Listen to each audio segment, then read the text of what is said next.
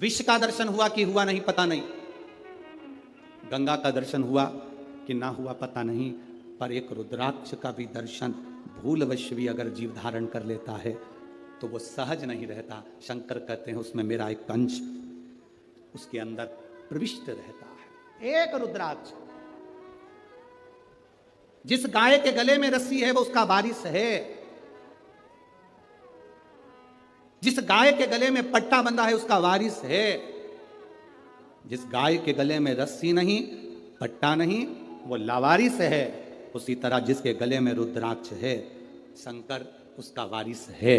जिसके गले में तुलसी है, उसका मेरा पांडुरंगा हरि विठ्ठल, मेरा पंडरीनाथ, मेरा हरि विठ्ठल उसका वारिस है, मेरा हरि उसका वारिस है।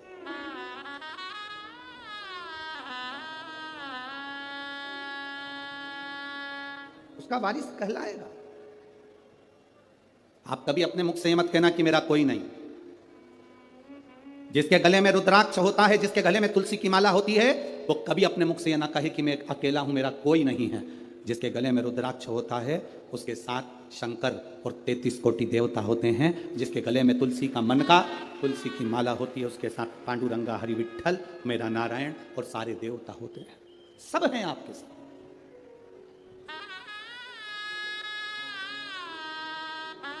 बस एक बात अपने अंदर उतार कर रखना, चाहे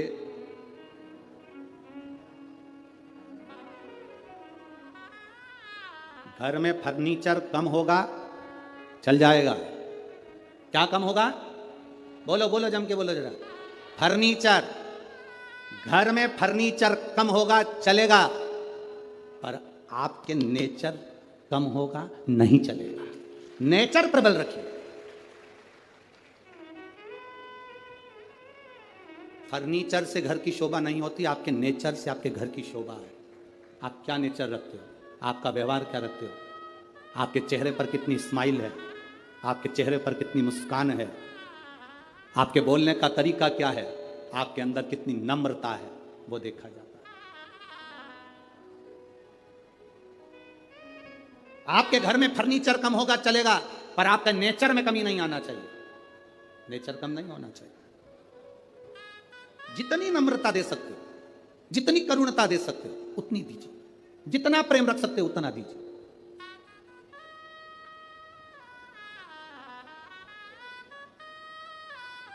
महाराष्ट्र में होता होगा, हमारे इधर तो नहीं होता।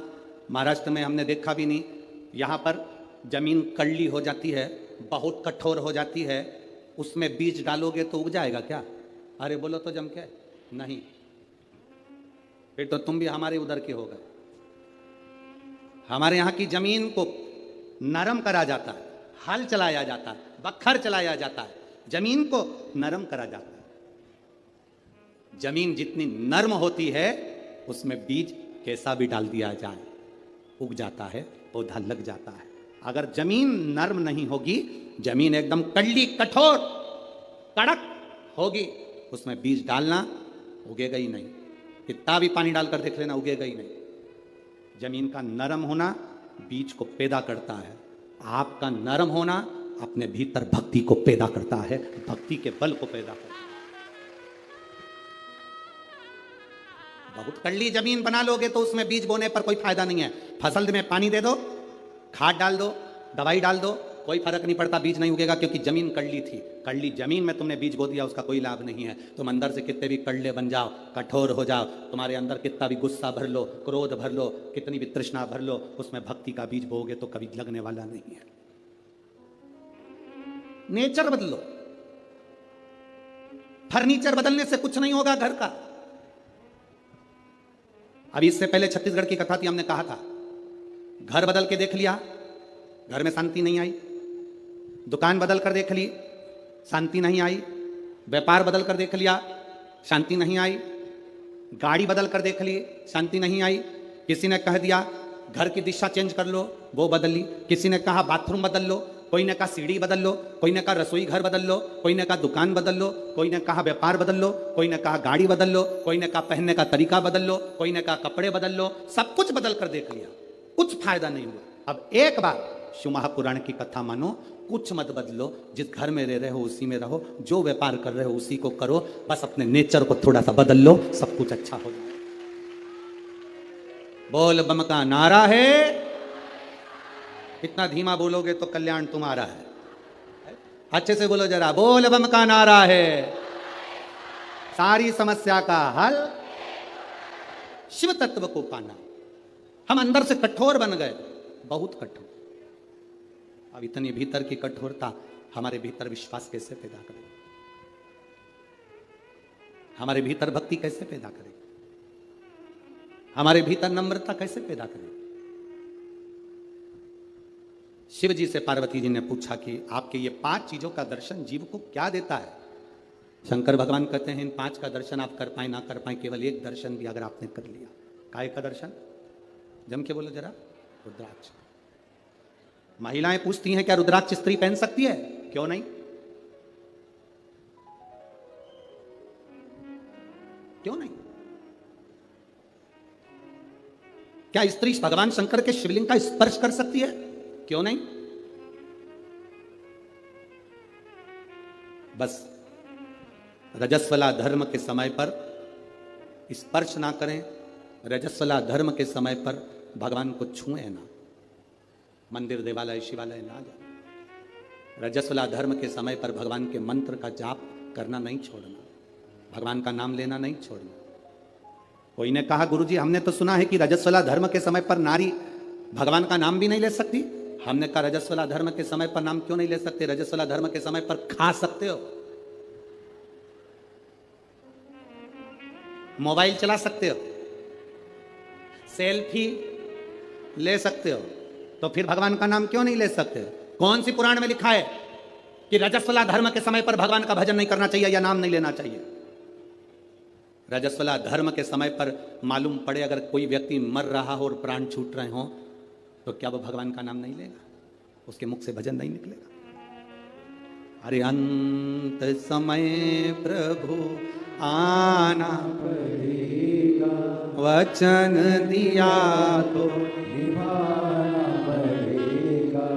आए ना आए प्रभु कुटुंब कबीरा, अंत समय प्रभु आना पड़ेगा, वचन दिया तो निभाना पड़ेगा।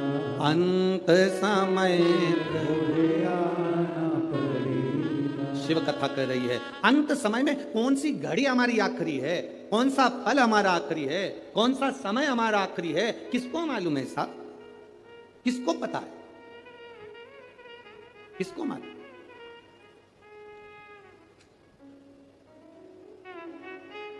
कौन सा समय हमारा आखिरी होगा यह किसको मालूम? महाभारत के शाल्य पर्व में अध्याय नंबर 43 में, अध्याय नंबर 43 के 21 से लेकर 39 श्लोक में नमूची नाम के एक असुर का वर्णन आता है।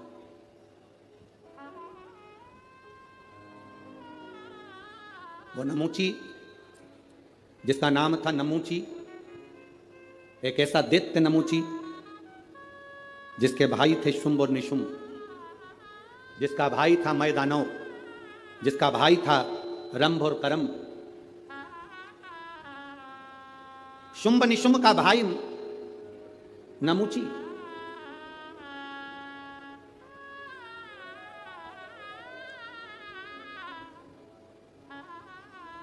जिसने भगवान विष्णु का तप करा, भगवान नारायण प्रसन्न नहीं हुए। ब्रह्मा जी का तप करा, ब्रह्मदेव प्रसन्न नहीं हुए, गुस्से में आ गए, क्रोध में आ गए, इंद्र पर आक्रमण कर दिया। और इंद्र पर आक्रमण कर इंद्र की सत्ता को उसने कब्जा कर लिया। इंद्र की सत्ता पर कब्जा करा, धीरे धीरे कर उसने सारी सत्ताओं को अपना बना लिया। अब फिर तप करने बैठा। अब उसने सोचा कि इंद्र की सत्ता मेरी हो गई, सारी सत्ता मेरी हो गई, अगर नारायण और ब्रह्मा ने मेरे को वर नहीं दिया तो मैं उनकी सत्ता को भी अपना बना लूंगा। वो क्रोध में आकर तप करने बैठ गए। तप करा तो ब्रह्मदेव और भगवान विष्णु प्रकट हुए। भगवान ब्रह्मा जी ने कहा, नमूची तुझे क्या चाहिए? नमूची ने कहा कि बस मुझे वर चाहिए। ब्रह्मा जी ने कहा, वर देने की सामर्थ्यता तो नारायण में। ब्रह्मा जी का तप छोड़कर नमूची भगवान विष्णु की साधना करने लगा। भगवान नारायण की साधना करते करते भगवान नारायण प्रकट हो गए और भगवान नारायण ने प्रकट होकर पूछा, नमूची तुझे क्या चाहिए? नमूची कहता है, बस मैं आपसे वर मांगना चाहता हूं। इतने में भगवान विष्णु ने सोचा कि अगर मैं नमूची को वर दे दूंगा और ये क्या मांग लेगा पता नहीं, तो भगवान विष्णु ने कहा कि वर देने की सामर्थ्यता तो मुझ में है ही नहीं, वर तो महादेव दे सकते हैं। अब नमूची भगवान शिव को ढूंढते ढूंढते भगवान शंकर की साधना करना है और कैलाश पर पहुंच गया। शुंभ निशुंभ का भाई, वो शुंभ निशुंभ जिसको मां दुर्गा ने मारा, वो शुंभ निशुंभ जिसका संहार मां देवी ने करा।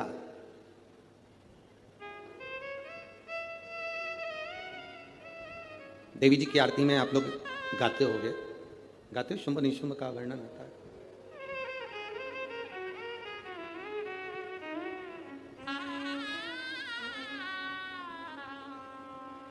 महाराज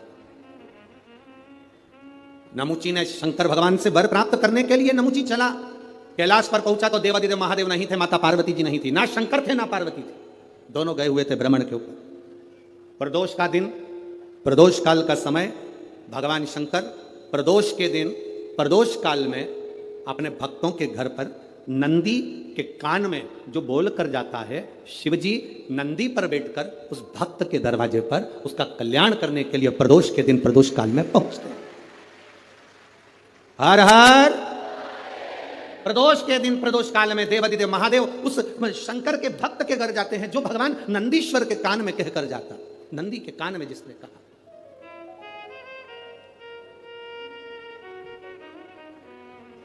शंकर भगवान के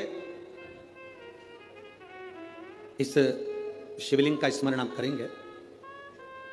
बीच में जो एक मोटी सी लाइन होती है इसको अशोक सुंदरी कहते हैं। सब लोग दर्शन करें, जम के बोलो जरा, करें। अशोक सुंदरी की जगह जहां पूरी हो जाती है उसके बीच में शिवलिंग और उसके बीच में थोड़ी सी जगह खाली आती है। करें दर्शन, समझना जरा बहुत अच्छे से। जैसे ये अशोक सुंदरी की जगह है, हम निवेदन करेंगे आस्था चैनल वालों से भी और एलईडी वाले भी, जिन जिनको एलईडी पर आप दर्शन करा रहे हैं वो पूरी तरह से कराएं। गणेश जी का स्थान, षडानंद कार्तिकेय का स्थान, अशोक सुंदरी का स्थान बीच में। अशोक सुंदरी का जो स्थान पूरा हो जाता है वहां से लेकर शिवलिंग के बीच में खाली जगह आती है। करें दर्शन आप लोगों ने, खाली जगह आती है। उस खाली स्थान की जो महत्वता है, ये जो अशोक सुंदरी से लेकर बीच में जो जगह है, ये भगवान शंकर की जो धर्म पत्नी है माता पार्वती, उनकी जो योगनियां हैं 64 योगनी, उनकी जो शक्ति पीठें हैं, उनकी जो सिद्धता है, उनकी जो सिद्धियां हैं, ये अशोक सुंदरी से शंकर के शिवलिंग के बीच में जो खाली जगह होती है, इस स्थान पर 64 योगनियां, देवियां, अष्ट सिद्धियां, नवनिधियां सब इस स्थान पर रहती है। इसलिए हमारे यहाँ शिव महापुराण की कथा कहती है, पूर्ण पूजन के बाद अगर कोई नारी, कोई पुरुष, कोई बच्चा, कोई बुजुर्ग अपने मन की बात का स्मरण इस जगह पर हाथ को रखकर, जैसे किसी के हृदय पर हाथ रखते हैं तो दिल धड़कता हुआ स्मरण होता है, उसी तरह यहाँ स्पर्श करेंगे और स्पर्श कर कर जब अपने मन की बात कहते हैं तो देवादिदेव महादेव नंदी के साथ आकर प्रदोष के दिन कार्य की सिद्धता पूर्ण करते हैं। उस स्थान की मूलता होती है, वो स्थान समझ में आएगी ना जगह? अरे बोलो तो जम के, नहीं समझ में आई हो तो एक बार फिर वापिस समझ लीजिए, फिर समझोगा। स्थान देखिएगा, अपने को भगवान की कृपा से यहाँ नागपुर में शंकर जी का शिवलिंग कोई ना कागज का बनाकर यहाँ जो भेजा, ये काम बाबा की कृपा से आप लोगों के स्मरण के लिए आया। देखिए जरा, गणेश जी का स्थान, कार्तिकेय जी का स्थान, बीच में ये आ गई अशोक सुंदरी की मोटी सी लाइन। अशोक सुंदरी की लाइन जहां खत्म होती है, वहां से जो शिवलिंग रखा है, इसके बीच की जो जगह है, ये जो बीच में अशोक सुंदरी के स्थान से लेकर शिवलिंग के स्थान के बीच में जो खाली जगह है, ये 64 योगनियां, अष्ट सिद्धियां, नवनिधियां, सब कुछ मेरे देवादिदेव महादेव ने माता पार्वती को अपने चित्तवृत्ति के साथ यहां अनुमति प्रदान कर रखी है। वहां का स्पर्श, वहां का मात्र स्पर्श और हमारे दिल की बात, शंभो शरणे पड़ी मांगू घड़ी रे घड़ी, दुख काटो दया करीने दर्शन। उस स्थान का स्पर्श हमें सुख देता, स्थान का स्पर्श।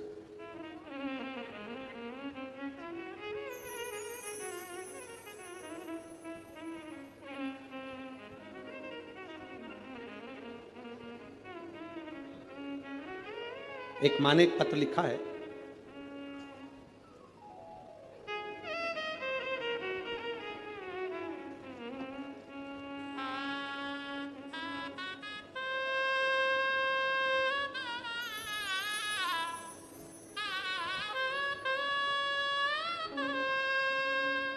मेरा नाम भाग्यश्री जगदीश जिम काटे है, मोबाइल नंबर यह है, पता भील गांव, नाका नंबर 2, कामठी रोड, नागपुर की रहने वाली हूँ। कहीं बैठी हैं? कहीं बैठी हो तो हाथ हिला सकती हैं। गुरुदेव, शिव जी के जल चढ़ाने का और रुद्राक्ष का क्या वर्णन करूं? मेरे पापा नशा करते थे गुरुजी। पिताजी को जब से मैंने होश संभाला तब से उनको नशे में देखा। आप कहते हो रुद्राक्ष में क्या है गुरुदेव, एक लोटे जल में क्या है? मैं कहती हूं गुरुदेव, मैंने अपनी जिंदगी में जब से होश संभाला मेरे पिताजी को, मेरे पापा को दारू के नशे में देखा। उनको होश सुबह लें शाम को लें। गुरुदेव, बाबा से मैंने प्रार्थना करी, एक लोटा जल समर्पित करा, एक बेलपत्र लेकर आती, पिताजी को देती तो पिताजी लेते नहीं उस बेलपत्र को। पिताजी जब बेलपत्र नहीं खाते तो उनको लगता कि मेरी बेटी हो सकता मुझ पर कुछ करवा रही है। बेलपत्र नहीं खाते तो मैं जल चढ़ाकर जल लाती, वो भी देती तो नहीं लेते। तब उस जल को मैं पानी के हंडे में डाल देती, पानी के हंडे में जल को डालती और मेरे पिता ने पीना चालू करा उस पानी को। गुरुदेव, मैं शिव जी से रोज प्रार्थना कर कर आती थी, बाबा मेरे पिता दारू के नशे को छोड़ दें। और गुरुदेव, आज मैं गर्व से कहती हूं कि मेरे पिता पूर्ण तरह से मदिरा को त्याग दिए। ये शिव तत्व है। गुरुदेव, मेरे शरीर में एक बीमारी थी, जिस बीमारी के चलते मेरे को जहां पर फुंसी होती थी वहां गठान पड़ जाती थी। मेरे शरीर में जहां फुंसी हुई वहां गठान पड़ जाती थी, उस गठान को ऑपरेशन की जरूरत होती थी। जितनी बार भी मैंने थेरेपी करवाई, टेस्ट करवाए, हर तरह के ब्लड टेस्ट कराए, सारी जांचें हुई, पर समझ में नहीं आया कि मुझे इतनी गठाने शरीर में क्यों हो जाती। बाबा, आपने एक बार कहा था कथा में कि शंकर भगवान की जो जल बहकर नीचे गिरता है, जहां पर 33 कोटि देवता का स्थान, वहां दुर्वा को टच कर कर उसको खाने का कहा था। गुरुदेव, मैंने उसको खाना प्रारंभ करा और मुझे बचपन से जो प्रॉब्लम थी वो प्रॉब्लम मेरी समाप्त हो गई। अब मेरे शरीर में गांठ नहीं पड़ती है। ये मेरे बाबा की कृपा, शिव तत्व ओघड़ी की कृपा। ये शंभु है, शंकर।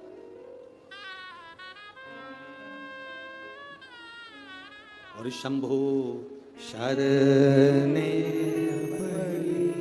मांगू घड़ी रे घड़ी, दुख काटो दया करी दर्शन। कुछ स्थान होते हैं जिस स्थान की बड़ी महत्वता होती है। हमारे जीवन के अंतर्गत तो कुछ स्थान ऐसे होते हैं जिन स्थानों की महत्वता। अब आप लोगों को अगर बोलें और आप उसका स्मरण, जैसे आपको कहा कि शिवलिंग के यहाँ स्थान है जिसकी मूलता, भागवत जी हो ना, अगर कहीं भागवत हो रही हो, राम कथा हो रही हो, तो तुम व्यासपीठ के चारों तरफ कहीं पर भी घूम लो, फिर लो, तुम्हारी मर्जी, तुम्हारा मन।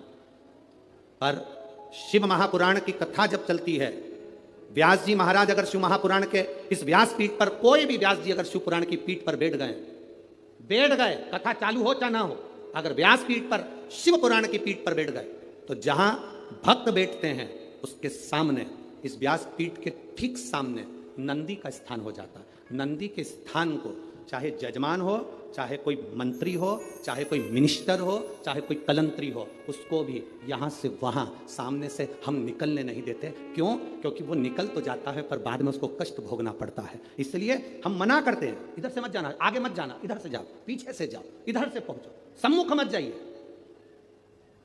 जितनी दूरी बनती है इस व्यासपीठ के सम्मुख। अब उसको समझने वाला समझ नहीं पाता, इसलिए हम जब साउंड वाला साउंड लगाता है, बक्से वाला बक्सा लगाता है, हम उससे कह देते हैं यहाँ से यहाँ तक पैक कर दो, ये नंदी की जगह पर कोई के चरण ना पड़ जावे। जितनी देर आप कथा सुनते हो, जितनी देर आप कथा के मंडप में बैठकर कथा सुनते हो, उतनी देर 33 कोटि देवता नंदीश्वर तुमरुका जी इस व्यासपीठ के ठीक सामने बैठकर शंकर की कथा का स्मरण करते हैं। कथा का स्मरण उतनी देर शिव भक्ति का स्मरण वो कर रहे होते, चित्त वृत्ति में वो रहना, चित्त वृत्ति। कई कैमरे वाले ऐसे होते हैं, फोटो खींचने वाले होते हैं, उन्होंने अभी तक शिव पुराण में कभी गए नहीं होते हैं। वो क्या भागवत जी में गए हैं, राम कथा में गए हैं, तो कहीं से भी निकल जाते हैं, उनको अंदाजा नहीं रहता। हमारे भक्त उनसे कहते भैया सामने से नहीं जाना, जाना पीछे से, आप उधर से जाना, शिव के पीछे से निकल जाना, सम्मुख मत जाना। तुमरुका जी है, नंदीश्वर है, उनके गण है, वहां स्थान है उनका। जितनी देर व्यासपीठ पर व्यास जी बैठा है उतनी देर तक वो स्थान मूल है। व्यास जी नीचे उतर गया, तुम पूरी व्यासपीठ पर कहीं पर भी घूमो। जब तक कोई पंडित शिव पुराण वाचने नहीं बैठा तब तक तुम पूरी व्यासपीठ पर कहीं पर भी घूमो, कोई मतलब नहीं। पर जिस समय पर व्यास बैठ गया उस समय पर तुमरुका जी को आवाहन कर कर, नंदीश्वर को आवाहन कर कर, झोली पसार कर, उसको प्रणाम कर कर, आमंत्रित करके, झाड़ू लगा के, बाबा आपका स्थान साफ कर दिया है, आओ आप बैठो तुमरुका जी, आओ नंदीश्वर आप बैठो, आपका स्थान हो गया। 3 बार झाड़ू लगाकर बाबा को स्थान देकर तब व्यास जी व्यासपीठ पर बैठता है शिव पुराण करने के। उस स्थान की मूलता होती है। क्यों व्यासपीठ से कहते हैं कि उठकर जाओ, तुम्हारे शरीर में कैसा भी रोग हो, कितना भी रोग हो, श्री शिवाय नमस्तुभ्यम, जिस जगह पर बैठकर तुम कह रहे हो उस भूमि की रज को केवल स्पर्श कर कर जाना और 3 महीने में हमको बताना कि बाबा ने तुमको हाथ पकड़ा कि नहीं पकड़ा, साधा कि नहीं साधा। ये पत्रों का जो ढेर है, ये इतने पत्र एक एक दिन में आ रहे हैं, इन पत्रों को तो हम पढ़ भी नहीं पाते। आपके पास फुर्सत हो तो इन पत्रों को ले जाना, इसमें मोबाइल नंबर और एड्रेस सब है, और उनके घर जाकर पूछना कि बाबा ने तुमको 3 महीने में दिया कि नहीं दिया। ये उसकी कृपा है, उसकी उदारता। तुम कहीं पर भी बैठे हो, हम तुम्हें नजर आ रहे नहीं आ रहे, हम तुम्हें दिख रहे ना दिख रहे, तुम दुकान पर बैठे हो, रोड पर बैठे हो, गली में बैठे हो, मोहल्ले में बैठे हो, जहां तक तुम्हें आवाज जा रही है, चाहे माइक कहीं तक लगे हैं, चोंगे कहीं तक लगे हैं, जहां आवाज जा रही है वहां तक अगर आप कथा सुन रहे हो, मतलब तुम्हारी चित्त वृत्ति में शिव समाया है। वो कृपा करेगा, निश्चित है, तेरी झोली भरेगा, वो निश्चित है। खाली न जाता कोई दर से तुम्हारे, खाली न जाता कोई दर से तुम्हारे, मैं भी खड़ी हूँ नंदी बाण पसार, अपने हृदय से लगा लो, गिरा जा रहा उठा लो, भोले अपने दर से अब तो न टालो, गिरी जा रही हूँ उठा लो।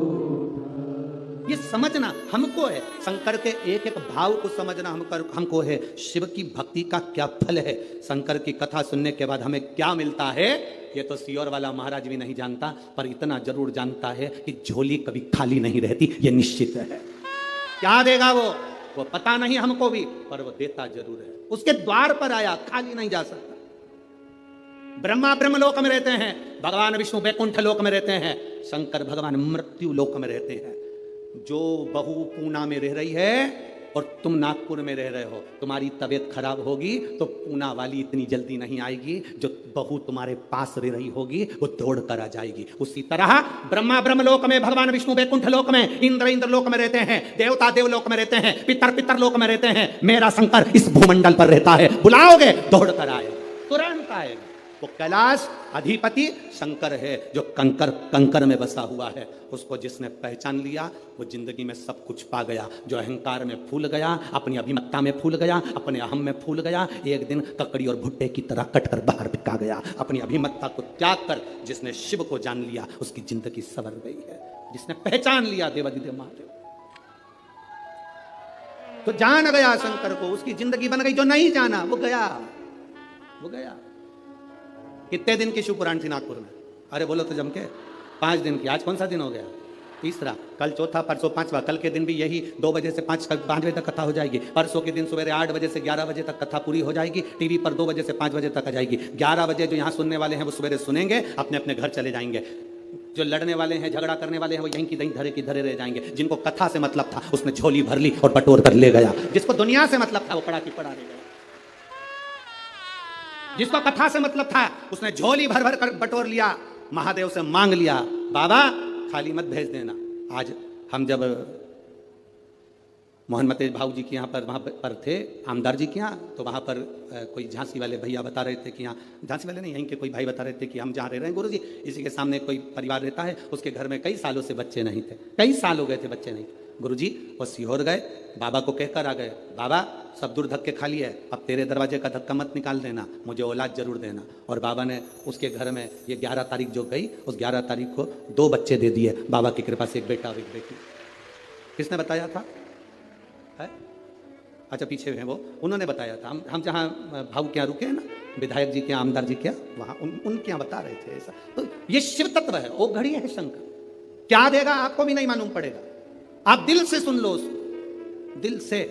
सेवा करने का मौका मिले दिल से सेवा कर लो, पानी पिलाने का मौका मिले दिल से पानी पिला लो। कमाने के लिए पूरी जिंदगी पड़ी है, कमाने के लिए पूरा साल पड़ा है, 5 दिन मिले थे, दोनों हाथों से जिसको जो खिला सकते थे, पानी पिला सकते थे, भोजन करा सकते थे, खिचड़ी खिला सकते थे, खिला लो। 5 दिन मिले हैं, इस दिल से जितना लुटा सकते हो लुटा लो, और एक डायरी में लिख के रख लो कि मैंने 50 रुपए का पानी पिलाया। उस 50 रुपए का 1.5 महीने इंतजार करना, वो कितना देता है ये उसके ऊपर निर्भर करेगा। लिख कर भी रखना, तारीख लिखना कि इतनी तारीख को मैंने इतना खिलाया था, 1 पाउच पानी का पिलाया था, 1 कप चाय पिलाई थी, या 1 दोने में मैंने प्रसाद किसी को खिलाया था, मैं घर से पूरी बना कर ले गई थी, किसी को भोजन करा दिया, शंकर का कोई भक्त कथा सुनने आया था, उसको मैंने पूरी, मैंने पूरन पोड़ी, मैंने आमटी, जो भी तुम बनाए हो वो मैंने बाबा को दी। उसका फल क्या होता है वो अपने अंदाजे में रखिएगा। क्या देता है शंकर, क्या? नमुची, नमुची शिव की। कैलाश पर पहुंच गया, चारों तरफ देख रहा है, शिव पार्वती नहीं है, क्योंकि प्रदोष के दिन, प्रदोष काल में मेरे देवादिदेव महादेव नंदी के कहने पर चल दिए भक्तों के घर।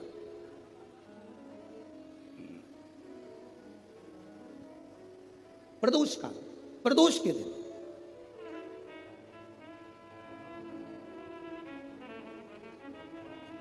और गए।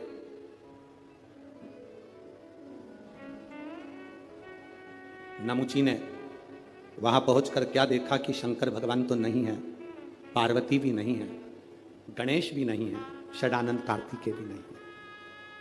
कैलाश सूना पड़ा, एकदम सूना, एकदम सूना। नमुची ने देखा कि एक रुद्राक्ष का मन का, शिव जी के गले में जो मन के पड़े थे, शंकर के गले में जो माला पड़ी थी, उसमें से रुद्राक्ष का मन का भूमि पर पड़ा। एक मन का, एक मन का। कभी कभी कुबेरेश्वर धाम से आया हुआ रुद्राक्ष हो, या तुम्हारे घर में रखा हुआ रुद्राक्ष हो, या गले में पड़ा हुआ रुद्राक्ष हो, बीच में से चटक जाता है, फट जाता है, टूट जाता है, अंदाजा लगाना कोई विपदा की घड़ी तेरे ऊपर आने वाली थी, तेरे घर पर आने वाली थी, देवादिदेव महादेव ने अपने ऊपर झेल ली, टूट गया, टूट गया।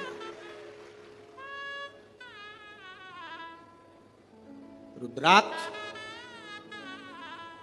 और शंकर का शिवलिंग कभी खंडित नहीं होता, मालूम है आपको? आपको मालूम है कि नहीं? रुद्राक्ष और शंकर का शिवलिंग कभी खंडित नहीं होता। टूट गया तो भी जोड़कर उसको रखा जाता। शंकर का शिवलिंग बीच में से टूट गया तो भी विसर्जन नहीं होता।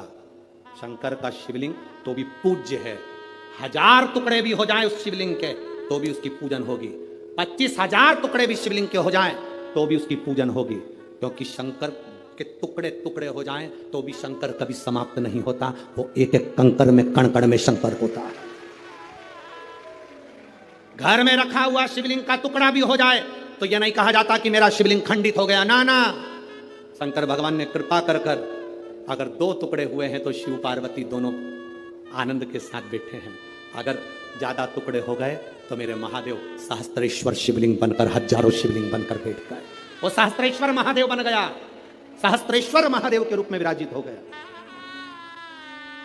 दूसरी कोई मूर्ति हो खंडित हो गई, टूट गई तो वो खंडित कहलाती है। दूसरे देवता की मूर्ति होगी, टूट गई, खंडित कहलाती है। पर शंकर भगवान का शिवलिंग अगर खंडित हो भी गया, टूट भी गया तो वो खंडित नहीं कहलाता, वो खंडित नहीं कहलाता। एक एक कण कण में शंकर है, जितने टुकड़े हो रहे हैं उसमें भी शिव है, वो खंडित नहीं। हिमाचल प्रदेश में बिजली महादेव, आप लोगों में से किसी ने दर्शन करें? मनाली में बिजली में करें आप लोग, और कोई ने भी करें? मनाली में बिजली महादेव, मनाली में बिजली महादेव के ऊपर बिजली गिरती है आकाश की, महादेव के टुकड़े हो जाते हैं। कभी नेट पर सर्च करना, छोटे छोटे टुकड़े महादेव के बिजली गिरने से पूरे महादेव के टुकड़े टुकड़े हो जाते हैं, बिजली महादेव। तब पूरे नगर में सूचना दी जाती है कि आज बिजली महादेव पर बिजली गिर गई, महादेव के टुकड़े हो गए, महादेव को वापिस जोड़ना है। पूरे गांव से मक्खन एकत्रित करा जाता है, माखन ले जाकर ऊपर एक साधारण सा परिवार जिसकी मर्जी हो, जो सब दूध भिक्षा मांग कर माखन एकत्रित कर ले, वो लेकर पहुंच जाता। शिव जी के टुकड़े उठाता है, उसको माखन से जोड़ता रहता है, पूरा दिन उसको मक्खन से भगवान शंकर को जोड़ने में लग जाता है। एक लोटा जल देवादिदेव महादेव का नाम लेकर वो डालता है, मक्खन पूरा की पूरा पिघल जाता है, शिवलिंग जुड़ जाता है, वो शिवलिंग वापिस निर्माण हो जाता है। वो बिजली महादेव साल में 2 से 4 बार बिजली महादेव पर बिजली गिरती है, और साल में 4 बार बिजली महादेव टूट कर गिरते हैं। कभी कुल्लू मनाली जाएं तो दर्शन कर कर आना बिजली महादेव का, जिनके टुकड़े टुकड़े हो जाते हैं, तो जोड़ा जाता है, उनको जोड़ दे। कभी अगर समय मिले आपके पास में तो कभी स्मरण करिएगा बिजली महादेव। शिव सरल, शिवानंद, उसको पहचानने वाला, उसको जानने वाला सरल सहज नहीं है, सरल सहज उसको पहचानिए। और जिस समय पर आप जान गए कि शंकर खंडित नहीं होता, जिस समय पर आप जान गए कि शंकर कभी खंडित नहीं होते शिव, और तुम्हारे गले में, तुम्हारे घर में रुद्राक्ष है, उसके टुकड़े हो गए, उसको वापिस जोड़ने का प्रयास करो। वापिस नहीं जुड़ता, उसको एक कपड़े में बांध कर रख लो। शिव शंकर का शिवलिंग और रुद्राक्ष कभी खंडित नहीं कहलाता, उसका फल उतना की उतना ही होता है, उसका फल उतना की उतना ही रहेगा, उसका बल उतना की उतना रहेगा, वो कभी खंडित नहीं, उसका बल उतना की उतना। इसलिए शंभु शरणे पड़ी मांगू घड़ी दुख कारो, दया करी दर्शन आपो। उसका फल कभी समाप्त नहीं होता। रुद्राक्ष के 10 टुकड़े भी हो जाएं तो रुद्राक्ष का फल समाप्त नहीं होता। आप में से कई लोग ऐसे बैठे होंगे जिनके घर में रुद्राक्ष टूटा होगा, बिखरा होगा, उठाओ जरा हाथ, जिनके घर में अगर कभी रुद्राक्ष टूटा हुआ भी हो तो आपको महसूस करा होगा आपने कि वो रुद्राक्ष टूट गया, बेकार हो गया, कोई काम का नहीं है। ना ना ना ना, शंकर भगवान की एक बेलपत्र, शिव की एक बेलपत्र जो शंकर जी पे समर्पित हो गई, समर्पित होने के बाद उठाने में टूट गई, खंडित हो गई। शिव जी पे चढ़ी थी, पूरी थी, पर जब चढ़ने के बाद बहुत सारी उठाई गई तो टूट गई, खंडित हो गई, टूट गई, खंडित हो गई, वो खंडित नहीं कहलाती। शिव जी पे चढ़ने के बाद जो बेलपत्र का अगर एक पत्ता भी तुमको मिला तो वो पूरी बेलपत्र कहलाती है, वो अधूरी नहीं कहलाती। शंकर भगवान पर चढ़ने के बाद अगर बेलपत्र का एक पत्ता भी तुमको मिला है तो वो खंडित नहीं, वो पूर्ण है, वो पूर्ण है।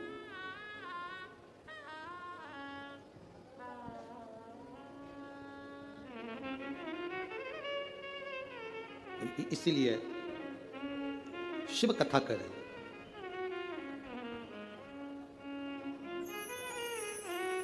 शिव महापुराण की कथा करें। नमुची तो एक रुद्राक्ष का मन का नमुची को मिला है, एक रुद्राक्ष का मन का, दैत्य है, असुर है, राक्षस है। अब वो विचार करने लगा कि ये रुद्राक्ष किसका है, मुझे मिला है। फिक्र और जिक्र, थोड़ा ध्यान देना, 2 चीजें। क्या क्या? मुंह से बोलो, फिक्र और जिक्र। फिक्र, ज्यादा फिक्र करोगे, ज्यादा चिंता करोगे तो चिंता फिक्र तुम्हें तन्हाई दे देती है, एकांत दे देती है, तुम्हारी बुद्धि काम करना बंद कर देती है। ज्यादा फिक्र होती है तो व्यक्ति का बीपी ऊंचा नीचा हो जाता है, शुगर ऊपर नीचे हो जाती है और व्यक्ति चिंता में पड़कर कमरे में अकेला पड़ा रहता है। फिक्र चिंता देती है, फिक्र एकांत देता है, फिक्र तन्हाई देती है, फिक्र तन्हाई देती है। फिक्र तुम्हें अकेले कमरे में पटक देगा। और जिक्र, जिस समय पर तुम्हारे को फिक्र होने लगे तब महादेव की जिक्र करना प्रारंभ कर दो, उसकी चर्चा करना प्रारंभ कर दो, तन्हाई मिट जाती है। तन्हाई मिट जाएगी अगर शंकर की चर्चा करोगे, शंकर की जिक्र करोगे, शंकर की भक्ति करोगे। ढोलक शिव की चर्चा कर रहे हो, अगर शंकर की अगर चर्चा करोगे। फिक्र और जिक्र में अंतर है। फिक्र तन्हाई देगा, जिक्र तन्हाई से निकाल देगा। फिक्र बीमार कर देगा, जिक्र शंकर का तुम्हें महामृत्युंजय का रसतत्व देकर उभार देगा। जिक्र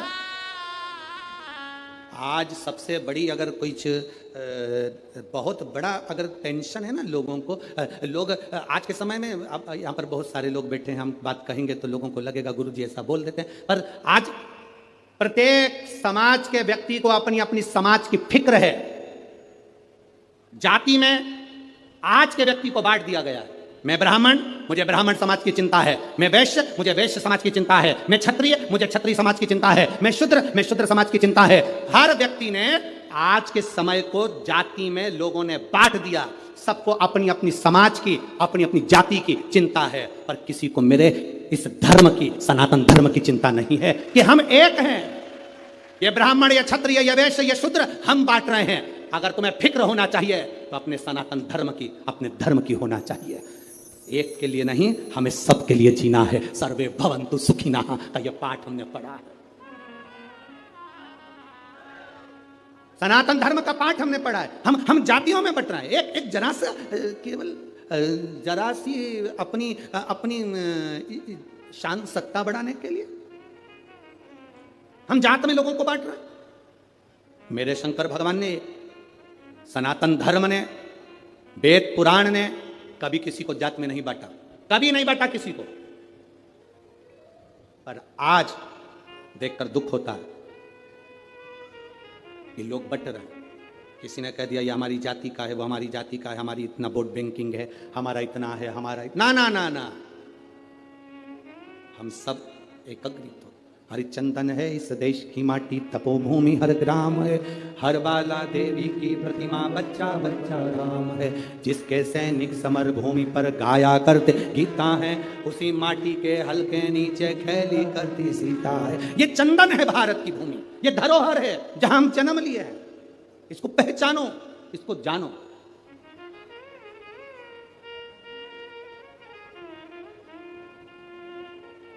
देवी जी का दर्शन कराया तुम लोगों ने? अरे बोलो तो जम के, करा। तलवार है उनके हाथ में, ठीक है। काय पे बैठी हैं? शेर पे। तुम मोटरसाइकिल पे बैठ के इतनी घबरा जाती हो कि कोई तुम्हें घूर के देख ले तो तुम्हारी आंख में आंसू आ जाता है। वो भवानी है, दुर्गा शेर पर बैठी थी। शुंभ और निशुंभ दोनों राक्षसों ने आकर कह दिया था, ए सुंदरी, हम दोनों में से एक से तू शादी कर ले तो बच जाएगी, नहीं तो मर जाएगी। देवी अंदर गई गुफा में, शंकर भगवान से कहा, शुंभ निशुंभ आए हैं दरवाजे पर। तो भगवान शंकर मुस्कुरा कर बोले, तुम मुझसे कहने आई हो, तुम स्त्री हो। एक नारी में आधा शंकर होता है। जब शंकर तुझ में है, शक्ति तुझ में है, शिव तुझ में है, तो तू दुनिया से निपट सकती है। चढ़ जा शेर पर, उठा तलवार, कर संहार। माता पार्वती जी कहती है, मैंने शास्त्र पढ़े हैं मेरे हाथ में, मैं वेद माता भी कहलाती हूं, मैं शास्त्र हाथ में रखती हूं, शस्त्र कैसे उठाऊं? शंकर भगवान कहते हैं, संस्कृति को बचाना है, संस्कारों को बचाना है तो शास्त्र उठाना पड़ेगा, और अपने आप को और सनातन धर्म को बचाना है तो शस्त्र भी उठाना पड़ेगा। यह हमारे ऊपर निर्भर करता है। हम शास्त्र भी उठा सकते हैं और शस्त्र भी उठा सकते हैं। माँ जगजननी दुर्गा भवानी का दर्शन करने जाओ तो उस माता को प्रणाम कर कर उससे कहकर आना, माँ जब शास्त्र की जरूरत हो तब मुझे शास्त्र देना, और जब शस्त्र की जरूरत हो ऐसा बल देना, ऐसा शस्त्र देना कि दुनिया के लोग याद रखें, हम याद रखें। शिव शक्ति है, उस भक्ति के बल को हमें बढ़ाना। फिक्र से जिंदगी नहीं चलती, जिक्र से जिंदगी चलती। हम फिक्र कर कर कुछ नहीं प्राप्त कर सकते। कैसे होगा, क्या होगा, क्या होगा, क्या होगा, हम दिन रात फिक्र में डूबे रहते हैं। तो अंत समय ये होता है कि हमारा बीपी शुगर सब ऊंचा नीचा हो गया, पलंग पर पड़े रहे, कथा अपनी जगह चलती रही, भगवान का भजन होता रहा, तुम पलंग पर सोते रहे, कथा पूरी हो गई, 5 दिन निकल गए, सियोर वाला महाराज अपनी अगली कथा में पहुंच गया, तुम अपने नागपुर में संतरा खाते रह गए। क्या था?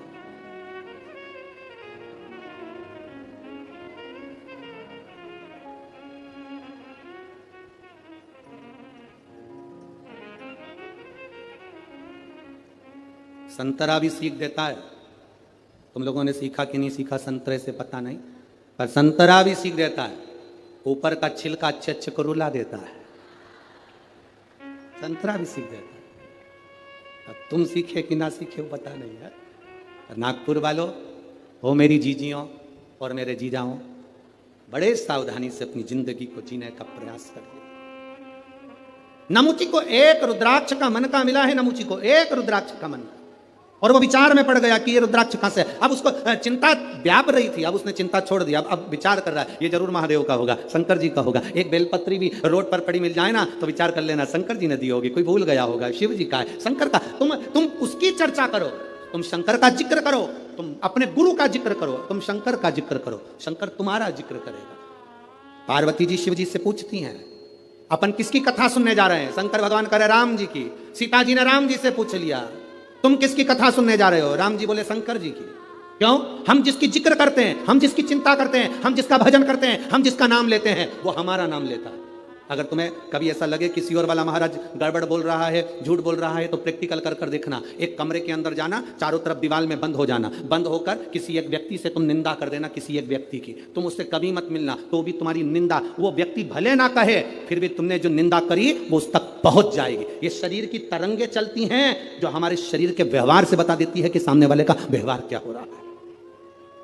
सामने वाले का व्यवहार क्या है ये बता देती है। कभी धर्मपत्नी से पूछना, वो कभी पति का मोबाइल नहीं टटोलती, कभी अपने पति के मोबाइल को हाथ नहीं लगाती, कभी भी अपने पति पर ज्यादा ध्यान नहीं देती, पर 5-10 दिन में अंदाजा लगा के बैठ जाती है। 5-10 दिन में अंदाजा लगा, और एक ना एक दिन तो कह देगी तुम्हारे रंग ढंग ठीक नहीं दिख रहा। अब उसने तो कह दिया तुम्हारे रंग ढंग ठीक नहीं दिख रहा। पति तुरंत चिल्ला कर बोला, फालतू की बात मत करा कर मेरे से। क्या कर रहा हूं मैं? जैसे ही चिल्लाकर बोला, पत्नी समझ गई, पत्नी समझ गई। पूरे शरीर पर नमक लगाओ, जलन नहीं होगी, पर कहीं कटा होगा तो जरूर होगी। बस समझ गई, समझ गई। वो पूरे शरीर पर नमक लगाओ, जलन नहीं होगी, पर वो कट लगा है ना, वहां जलन होगी। ये चिल्लाकर बोला, जगदम्बा समझ गई। अब तू समझ जा, तेरा क्या होगा रे कालिया, अब तेरे ऊपर निर्भर है। वो समझ गई। रोज 7 बजे ऑफिस से आता था, आज 5:30 पे आ गया, 5:30 पे। अब तो और समझ गई, और बिल्कुल शांत चुप चुप बैठे हो, जरूर कोई बात समझ गई। आप ना बताओ, शरीर की तरंगे बता देती है। ना बताओ, शरीर की आपकी ऊर्जा बता देती है। आप कुछ मत बोलिए, आपके चेहरे का तेज बता देगा कि आपकी भक्ति कितनी है। कुछ मत बोलिए, आपका भजन का बल कितना है, आपके चेहरे का तेज बताएगा। आपका चेहरा बता देगा कि आप कितनी भक्ति करते हो, कितना भजन करते हो, कितनी दृढ़ता करते हो, कितना स्मरण करते हो। आपका चेहरा बताएगा। नमुची ने एक रुद्राक्ष को उठा लिया, शिव चर्चा में लग गया। शिव चर्चा में लगा, शंकर की चर्चा कर रहा था, इसलिए शिव जी वहीं पर प्रकट हो गए। जो शंकर की बात करता है, शंकर जी की चर्चा करता है, शंकर को याद करता है, शंकर का गुणगान करता है, शिव वहां प्रकट हो जाते हैं। आए महादेव, सम्मुख में आ गए मेरे देवादिदेव महादेव, वहां प्रकट हो गए। हे नमुची, मांग तुझे क्या चाहिए? नमुची सोच में पड़ गया, मैं तो ना तप करा, ना साधना करी, ना व्रत करा, ना उपास करा, शिव जी मिल गए। ना कोई व्रत है, ना कोई साधना, ना कोई तप, शंकर मिल गए।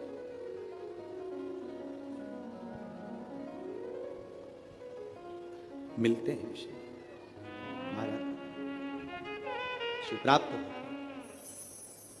क्यों ना मिले। हे भोला शंकरा,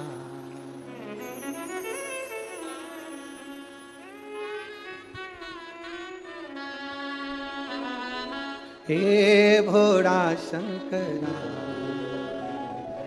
आवड तुला बेलाची, आवड तुला बेलाची, बेलाच्या पानाची। हे भोळा शंकरा, शंकरा, हे भोळा शंकरा, शंकरा, हे भोळा शंकरा, आवड तुला बेलाची, आवड तुला बेलाची पानाची। हे भोळा शंकरा, शंकरा, हे भोळा शंकरा।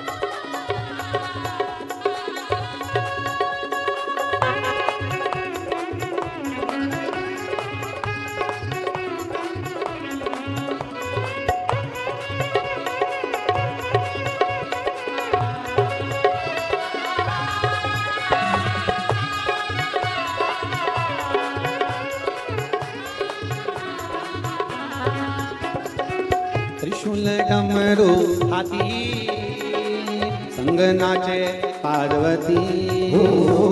त्रिशूल डमरू हाती, संग नाचे पार्वती। त्रिशूल डमरू हाती, संग नाचे पार्वती। त्रिशूल डमरू हाती, संग नाचे पार्वती। तुला बेलाची, आवड तुला बेलाची, ओ तुला बेलाची, आवड तुला बेलाची, बेलाच्या पानाची। हे भोळा शंकरा, शंकरा, हे भोला शंकरा, शंकरा, हे भोला शंकरा, आवड तुला बेलाची, आवड तुला बेलाची, बेलाच्या पानाची। हे भोला शंकरा, शंकरा, हे भोला शंकरा।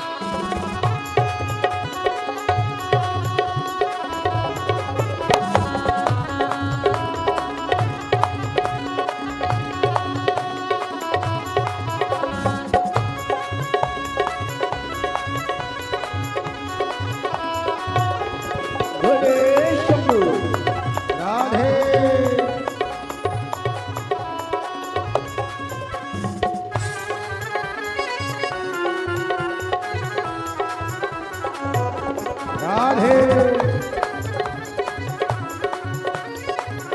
जय हो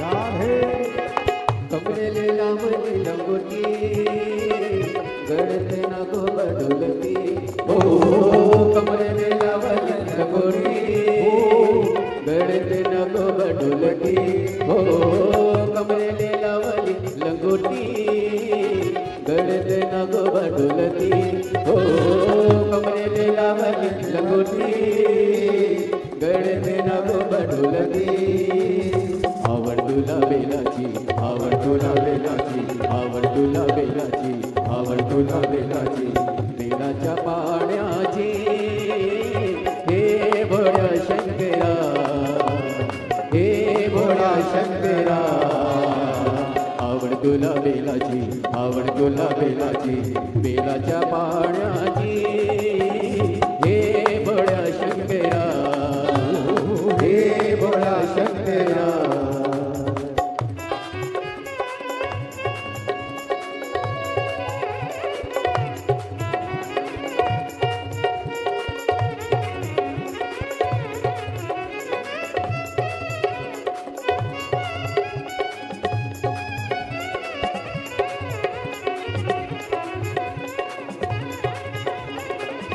राधे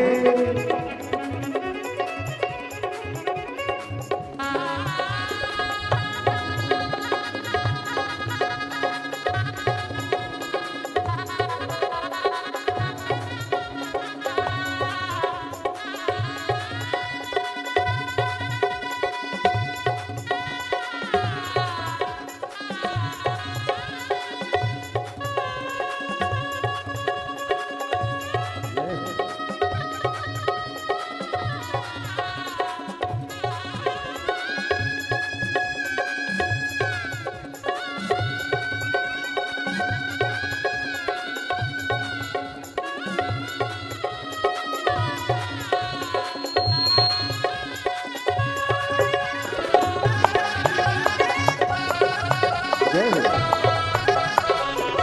राधे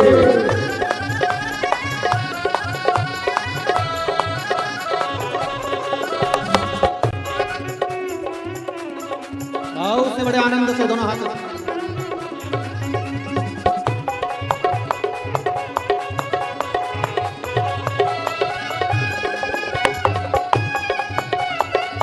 शंभो वरनात आलो तुझ्या दारी कुठे दिसे ना पुजारी हो भोलेनाथ आलो तुझ्या दारी कुठे दिसे ना पुजारी आवड तुला बेलाची आवड तुला बेलाची आवड तुला बेलाची आवड तुला बेलाची बेलाच्या पानाची हे भोळा शंकरा हे भोला शंकरा शंकरा हे भोला शंकरा आवड तुला बेलाची हो आवड तुला बेलाची बेलाच्या पानाची हे भोला शंकरा हे भोला शंकरा हे भोला शंकरा हे भोला शंकरा हे भोला शंकरा हे भोला शंकरा हे भोला शंकरा हार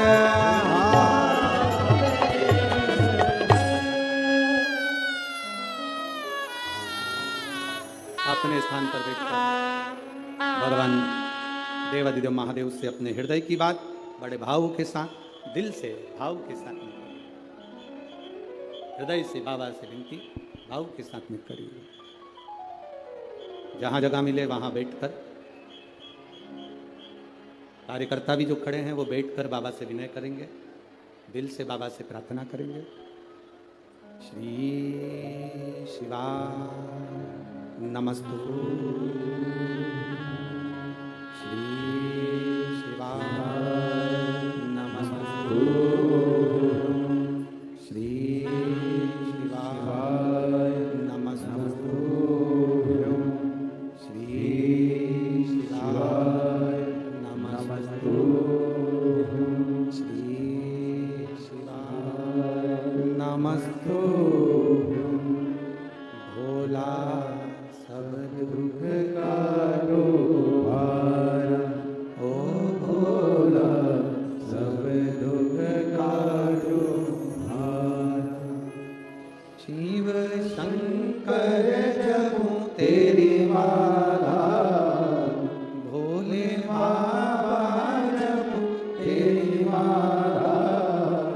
भोला सब दुख काटो मारा, ओ भोला सब दुख काटो मारा। वेश है मंगल मंगलकारी, वेश है मंगलकारी,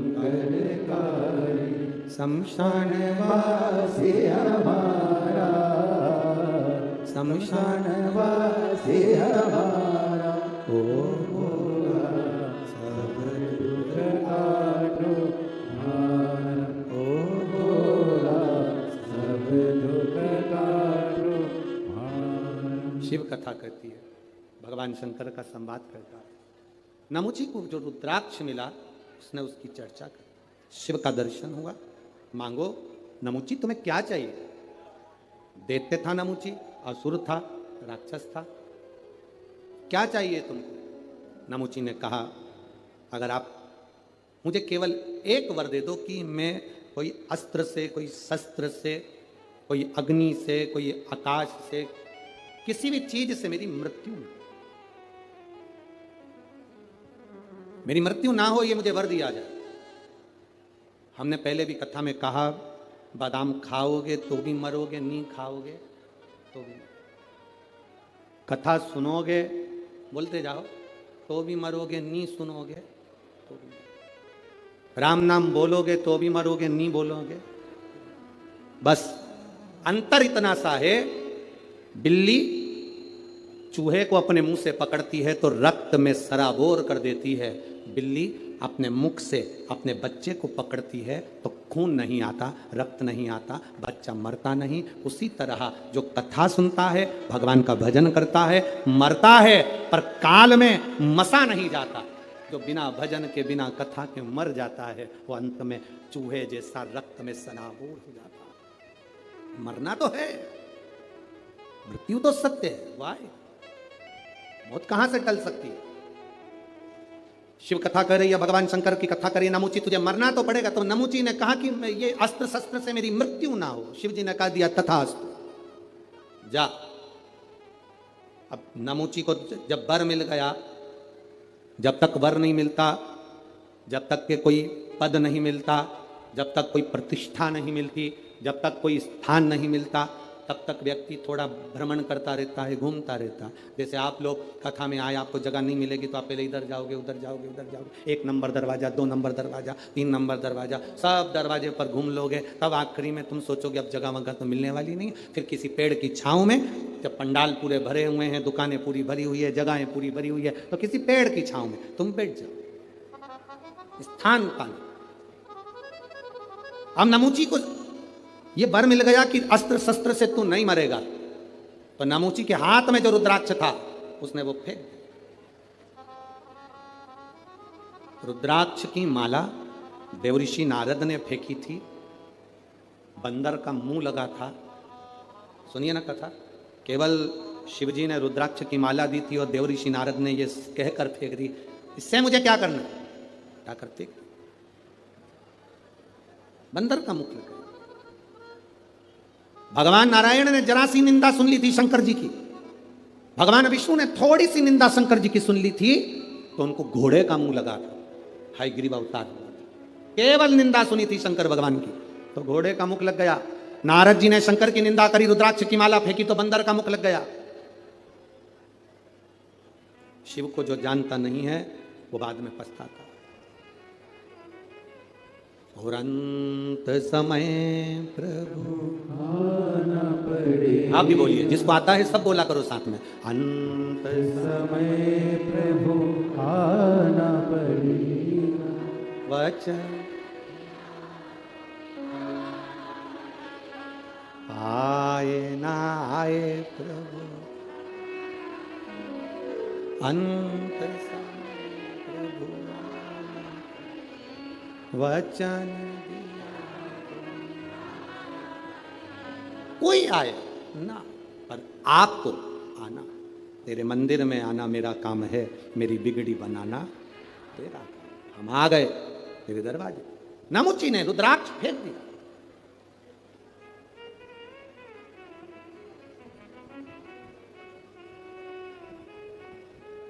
एक बेलपत्र,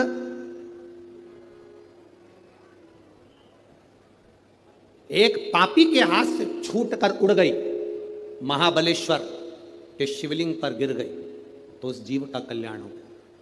रुद्राक्ष हाथ से गिरा, कैलाश पर पड़ा, नमूची चला गया। गलती क्या कर दी नमूची ने कि रुद्राक्ष को लांग गया। बेलपत्र, रुद्राक्ष, भगवान पे चढ़ा हुआ निर्माल्य लांघा नहीं जाता, उसको लांघना नहीं चाहिए। जिसने शंकर जी के निर्माल्य की विशेषता जानी है उसको एक पत्र आया है, देखिए।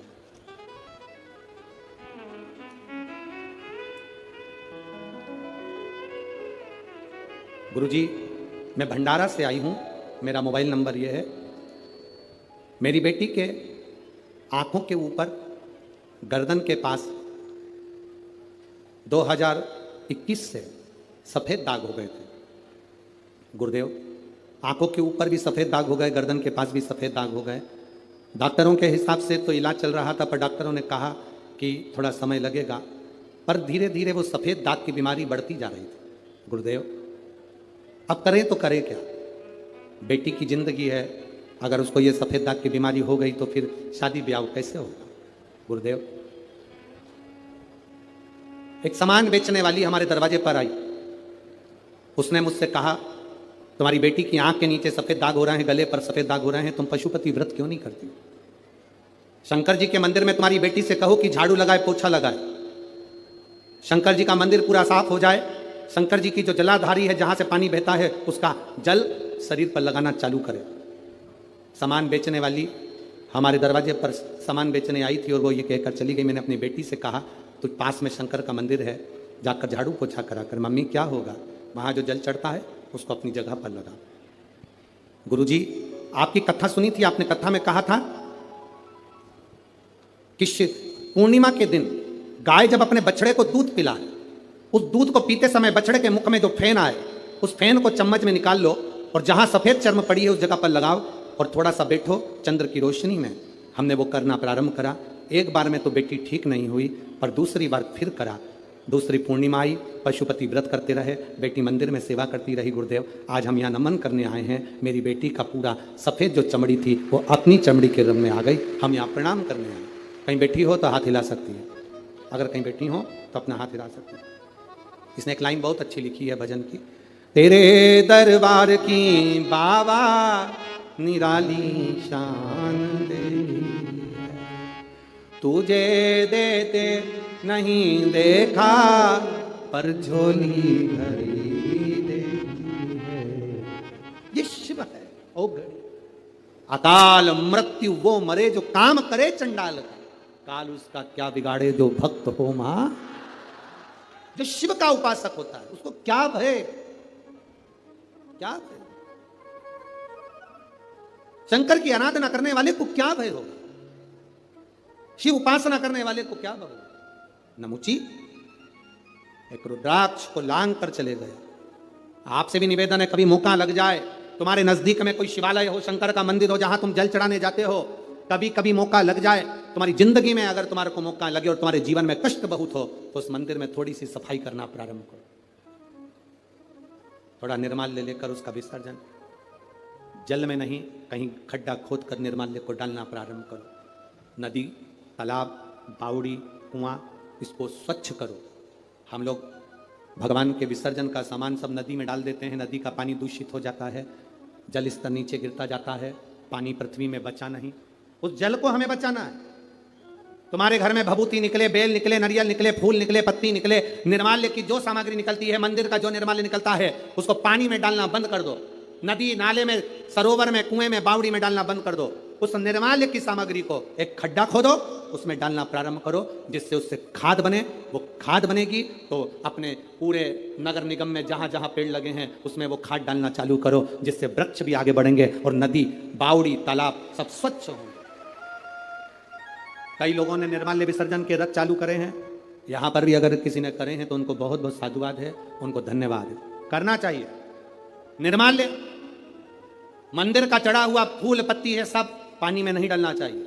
उसको एक खड्डे में डालो जिससे नदी शुद्ध हो, तालाब शुद्ध हो, बावड़ी शुद्ध हो, जल स्तर बढ़े, पानी कम हो रहा है, पृथ्वी सूखी हो रही है, जल को बढ़ाना हमारा कार्य है। जल है तो कल है, जल नहीं होगा तो हमारा कल भी नहीं होगा। तो जल को सुरक्षित रखना हमारी जगह, पानी को सुरक्षित रखा। शिव कथा कर रही है, नमुची ने केवल रुद्राक्ष को लांग गया नमुची, और रुद्राक्ष को नमुची लांगा। जैसे ही रुद्राक्ष को नमुची लांगा, लांगते से ही भगवान का अपमान कर कर निकल गया। कहीं बेलपत्र पड़ी हुई मिल जाए, हम यहाँ से नीचे उतरते हैं, कोई बेलपत्र पड़ी हुई मिल जाती है तो हम बच्चों को कह देते हैं ये बेलपत्र पड़ी है, इसको उठाओ, किसी का लात नहीं लगना चाहिए, कोई लांग ना जाए, कोई इसको इधर उधर ना पटके। किसी भी देवता पर चढ़ी हुई माला, विष्णु पुराण में लिखा है, दुर्वासा बाबा की गले की माला इंद्र को मिली, इंद्र ने एरावत को दी, एरावत ने वो माला अपनी सूंड में भरकर फेंकते हुए चला, जमीन पर फूल गिरते हुए गए। भगवान तभी क्रोध में आ गए और उसी समय पर दुर्वासा बाबा का श्राप है। भगवान पर चढ़ा हुआ पत्र पुष्प, भगवान पर चढ़ी हुई एक बेलपत्र भी जमीन पर नहीं गिरना चाहिए, उसको उठा लो, कहीं पड़ी भी है तो उसको उठाकर मस्तक से लगा लो, प्रयास करो उसको संभालने। मंदिर, देवालय, शिवालय, ऐसा कोई दिन नहीं जिस दिन ना जाओ, प्रयास करा करो हम भगवान शंकर के मंदिर जरूर जाएं, शिव जी को एक लोटा जल जरूर चढ़ाएं। मंदिर में जल नहीं चढ़ा सकते तो उसके दरवाजे से सामने से निकल कर चले जाएं, केवल उसका दीदार हो जाएगा तो हमारा भाग्य संवर जाएगा। केवल दर्शन, शिखर दर्शनम सर्व पापनाशनम, शिखर का मात्र दर्शन हो जाता है तो जीव का कल्याण हो जाता है। इसे मेरे शंकर औघड़ी मेरे शिव कथा कर रही। नमुची लांग गए रुद्राक्ष को, लांग कर गए, बस जो शंकर को नहीं जान पाया, अपनी अभिमत्ता में, अहंकार में फूला रहा, अंत में वो बर्बाद हो गया, अंत में बर्बाद। जीव नरक, शिव कथा कहती है, जिस अमृत को पाने के लिए देवता तरसते हैं, जिस अमृत को पाने के लिए संसार तरसता है, वो अमृत शिव महापुराण की कथा में रोज बरसता है, प्रतिदिन बरसता है। उसको पीना है हमको, उसको धारण करना है हमको, उसको ग्रहण करना है हमको, उस अमृत को हमें पाना। और तेरी कृपा बिना ना हिले एक भी अणु, लेते हैं श्वास तेरी कृपा से तनु तनु। बखान क्या करूं मैं राखों के ढेर का, चपटी भगोद में है खजाना कुबेर का। कभी जिंदगी में मौका मिले तो 5 दुर्बा, कितनी दुर्बा जम के बोलो जरा, 5 दुर्बा 1 बेलपत्र। कभी अगर मौका मिले जीवन में 5 दुर्बा 1 बेलपत्र, 1 अक्षत, 1 चावल का दाना, और तीनों पत्तियों पर लगा हुआ चंदन। बेलपत्र की जो 3 पत्ती होती है, इन तीनों पर लगा हुआ चंदन, दुर्बा, बेलपत्र, चावल का 1 दाना मध्य पत्ती पर रखकर, जब भी आप अपने हृदय से कोई सरकारी गतिविधियों में कहीं फंस गए हो, सरकारी कोई केस चल रहा है, कोई सरकारी चीजों में अगर तकलीफें आ रही हैं, तो शिव का नाम लेकर आप अपना कर्म जरूर करना, मेहनत जरूर करना, कर्म के साथ में शंकर पर विश्वास रखकर 1 अक्षत का दाना, 1 बेलपत्र, 5 दुर्बा हाथ में लेकर शिव का स्मरण कर कर श्री शिवाय नमस्तुभ्यम कहकर, अगर श्री शिवाय नमस्तुभ्यम भी नहीं कह सकते, पंचाक्षर मंत्र नमः शिवाय, षडाक्षर मंत्र ओम नमः शिवाय, या फिर श्री शिवाय नमस्तुभ्यम बोलकर शिव को जो स्थान आपको बताया है, स्थान देखा ना, फिर ध्यान देंगे, अशोक सुंदरी से शिवलिंग के बीच की जो खाली जगह है, देख रहे हो आप लोग, एलईडीओं पर ध्यान देना, एलईडी और अपने अपने मोबाइल पर अगर आप कथा सुन रहे हो, या यहाँ पंडाल में कथा सुन रहे हो, या आस्था चैनल पर सुन रहे हो, तो वहाँ शिवलिंग, अशोक सुंदरी का स्थान, बीच में जो खाली जगह है, इस खाली जगह पर बेलपत्री और दुर्बा का जो पीछे का भाग है, वो पीछे का भाग अशोक सुंदरी की ओर होना चाहिए, अशोक सुंदरी की ओर उसका भाग हो जाए, और पत्ती को इस तरह से शिवलिंग और जो खाली जगह है उसके मध्य में रखकर, कोई सरकारी चीज के लिए, कोई प्रशासनिक चीज के लिए, कोई केस के लिए, कोई कानूनी कार्यवाही के लिए, कोई तकलीफ में घिरे हुए हो, तो उस स्थान पर ये बेलपत्र केवल एक बार चढ़ाकर बाबा से विनती करना, बाबा उसको स्वीकार जरूर करेगा, कार्य सफल जरूर करेगा। एक बेलपत्र शिव भक्ति के लिए, एक बेलपत्र की मूल, एक शिव कथा कर रही है, नमुची दे दो, नमुची रुद्राक्ष को लांग, नमुची रुद्राक्ष, और नमुची रुद्राक्ष को लांग कर गया। ये रुद्राक्ष की बड़ी महत्वता है। आप लोगों के घर में रुद्राक्ष है? जरा बोलो, जम के बोलो जरा, है ना सबके पास में? जब रोग आता है तो रुद्राक्ष को तांबे के कलश में गलाकर उसको शिवजी पे जल चढ़ाकर पीते हैं। और यदि जिस दिन तुमको लगे कि आज मेरा मन शांत नहीं है, आज मेरे घर में अशांति सी लग रही है, क्लेश बहुत है, मन में शांति नहीं है, टेंशन बहुत चल रहा है, उस दिन थोड़ी देर के लिए लेफ्ट हाथ में रुद्राक्ष कमन का, सीधे हाथ से बाबा देवादिदेव महादेव का हाथ रखकर शिव जी के नाम का स्मरण कर कर महामृत्युंजय याद हो तो वो जप लें, ना हो श्री शिवाय नमस्तुभ्यम जप लें, ना हो पंचाक्षर षडाक्षर जप लें। केवल 3, 5 या 7 बार बोल लो, उस रुद्राक्ष को हृदय से लगाकर वापिस जहां रखा था वहीं रख दो। आपको 15 मिनट के अंदर अंतर मालूम पड़ जाएगा कि घर के अंदर शांति हुई कि नहीं हुई। ये प्रैक्टिकल जरूर करना। कहीं सियोर वाला हमारा झूठ तो नहीं बोल रहा, इसलिए प्रैक्टिकल करना जरूरी है। प्रैक्टिकल बहुत जरूरी है। प्रैक्टिकल बिना काम नहीं चलता। एक महाराज जी प्रवचन दे रहे थे, प्रवचन में कह रहे थे मदिरा नहीं पीना चाहिए, शराब नहीं पीना चाहिए, गंदा नाली का पानी है, मत पियो, बर्बाद हो जाओगे। उसी में महाराज का पहचान वाला बैठा था, उठकर खड़ा हो गया, महाराज जी से बोला, ओ महाराज तू इतनी बड़ी बड़ी बात कह रहा है, तेरा सग्गा भाई पी के तो गटर में पड़ा है, तो इतनी बड़ी बड़ी बात कह रहा है, तेरा सग्गा भाई पी के गटर में पड़ा है। महाराज जी को क्रोध नहीं आया, महाराज ने तुरंत उसको उत्तर दिया, भैया देख मैं भी प्रवचन कर रहा हूं, मेरा भाई भी प्रवचन कर रहा है, मैं मुंह से समझा रहा हूं, मेरा भाई प्रैक्टिकल करके दिखा रहा है। अब मन तेरा है, विचार तेरा, चित्त तेरी, वृत्ति तेरी, तू कैसे समझेगा? मुख से समझ जाए तो अच्छा, नहीं तो मेरे भाई को देख ले जो गटर में पड़ा है, उसको देखकर समझ।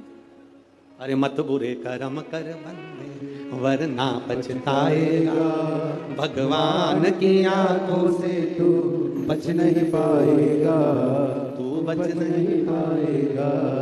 अरे ओ अज्ञानी मत करना नानी, अरे ओ अज्ञानी मत करना नानी, तेरे कर्म का फल भी तू ही पाएगा, जैसा किया तूने तेरे आगे आएगा। मत बुरे कर्म कर बंदे वरना पछताएगा, भगवान की आंखों से तू बच नहीं पाएगा, तू बच नहीं पाएगा। नमुची उस